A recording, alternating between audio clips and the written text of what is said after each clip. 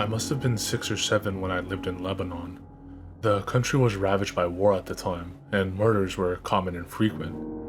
I remember during a particularly vicious era, when the bombings rarely stopped, I would stay at home sitting in front of my television watching a very strange show.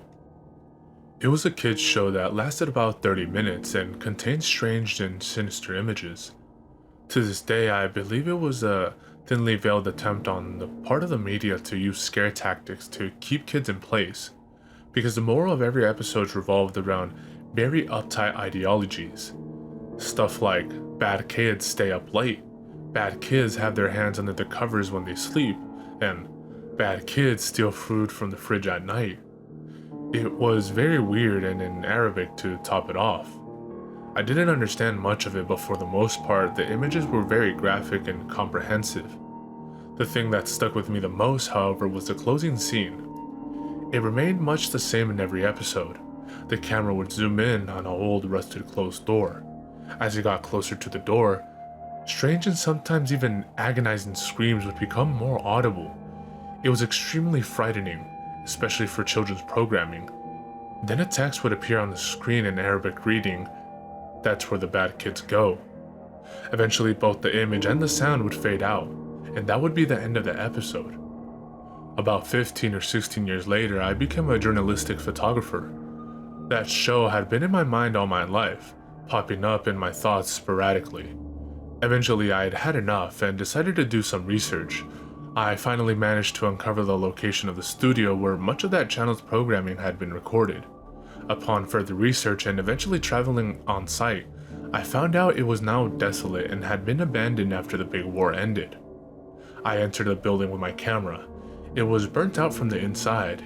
Either a fire had broken out or someone had wanted to incinerate all of the wooden furniture. After a few hours of cautiously making my way into the studio and snapping pictures, I found an isolated out-of-the-way room. After having to break through a few old locks and managing to break the heavy door open, I remained frozen in the doorway for several long minutes. Traces of blood, feces, and tiny bone fragments lay scattered across the floor.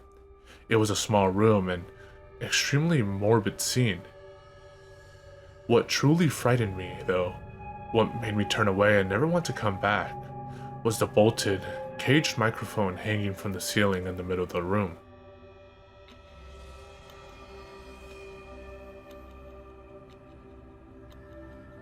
I'm trying to look up background info on the bump, so I guess I'll polish it later. You guys all know that Adult Swim sign-off bumper, "The Dawn is Your Enemy"? There's a reason they don't show it anymore. The last day the bump was used as a sign-off, instead of a normal running time of estimated 9 seconds, it ran for an extended period of time until the automated services were overtaken by manual operation. We all know the sound that shook our childhoods or teen years, the resonating metal, the rumbles, the sound of metal scraping against metal. Feel free to look it up if you're a bit rusty. Now, when the audio cut, it doesn't sound complete. It's not finished, not over. The producers of Adult Swim / Cartoon Network were purposely cutting off the rest of the sound, and for good reason. The rest that followed was the exact reason why you'll never see this bumper again on the air. Once again, it supposedly only run for about 9 seconds, and this is a rough transcript of the audio. Resonating metal, followed by a rumble, followed by scraping metal, and another rumble, and bumper. So what could you put together with that? Nothing rings a bell, right? Exactly. This part that they use is utilized effectively to scare off children that have still tuned into Adult Swim. It even gives adults goosebumps because it's that good. It's closely rivaled with the hammer clinks in the William Street production card in Nightmare Fuel. Getting back on topic, usually a Cartoon Network employee would enter the control room left by an Adult Swim crew member and take over for a day. It wasn't quite the case that day. However, the usual man schedule to cue the sign-on and such programming for Cartoon Network for some reason did not start up the day schedule. No one knows if he did this purposely and whether or not his contract was terminated. This was the least of the problems Cartoon Network had at the time. What followed the common 9 seconds was an extended 2-minute broadcast of some of the most horrifying audio ever heard on public television. The metal continued to resonate and the scraping continued. Slowly, an uncontrollable sobbing came clearer. Not one person was crying, but a multitude of people were screaming and yelling. As the metal scraped, the screaming grew louder. Soon you could hear the slicing of flesh, the grinding of bones, the gushing of blood, and the guttural death rattles of people dying. All across the United States, millions of children and adults were being exposed to what sounded like a barbaric mass murder. People were calling in across the country, crying or screaming or begging for it to be turned off. Something kept their eyes attached to the screen and kept them listening to the broadcast. People assumed the control room was finally gotten into and the bump was shut down, ending a traumatic experience no one could undoubtedly forget. In the last few moments, as the resonating metal grew into an unbearable volume, the channel showed the peeking sun winking at the viewer, and the channel cut to bars and tones. How was Cartoon Network going to cover this? No one knows their exact tactic to this day. Multiple theories have been thought of, ranging from a preemptive cease and desist to possible news articles to subliminal viewer hypnosis over the following weeks.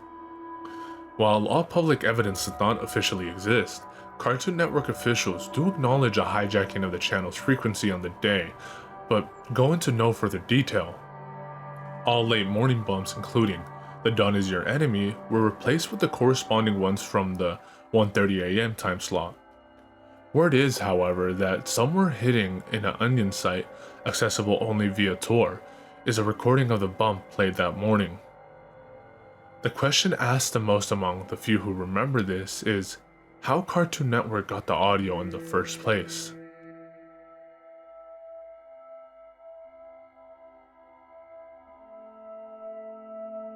Okay, so basically it's like this.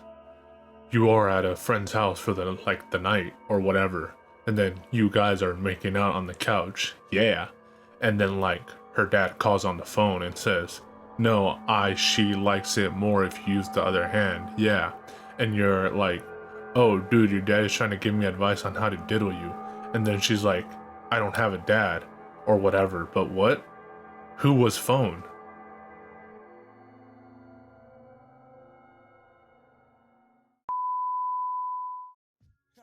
In this little shop of horrors, that's how we get down.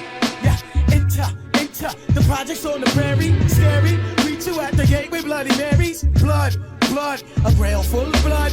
Back to the cemetery, get more blood. Standing on the grave, drinking blood, smoking bones. We seen a crew of ghouls running by with stolen tombstones. With Hell's Angels on the chase, they lost to bust a black skull. Want you embrace, they tie you up in chains and they stomp on your face. They go to purgatory and they beat the fucking case. I look around, mad bodies being